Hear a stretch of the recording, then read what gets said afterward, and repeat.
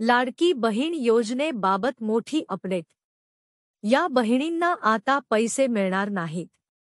माहिती जाणून घेण्यासाठी सबस्क्राईब बटणावर क्लिक करा आणि व्हिडिओला लाईक करा। लाडकी बहीण योजना ही राज्यातील सर्वात लोकप्रिय योजना आहे। या योजनेमार्फत जवळपास 2.25 कोटी लाभार्थी महिलांना राज्य शासन महिन्याला 1,500 रुपये देते।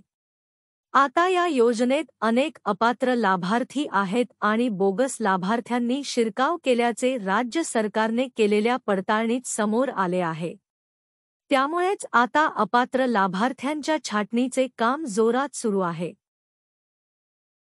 राज्य सरकारने या योजनेतील लाभार्थी महिलांची आधार क्रमांक असलेली सविस्तर यादी प्राप्तिकर विभागाकडे सुपूर्द केली होती। या यादीची छाननी करण्याची मागणी राज्य सरकारने केली होती। ज्यात लाभार्थी महिलांचे वार्षिक उत्पन्न 2.5 लाखांपर्यंत आहे का, त्यांच्याकडे चारचाकी वाहने आहेत का, याबाबत विचारणा करण्यात आली होती। अहवालाकडे महाराष्ट्राचे लक्ष लागून राहिले आहे।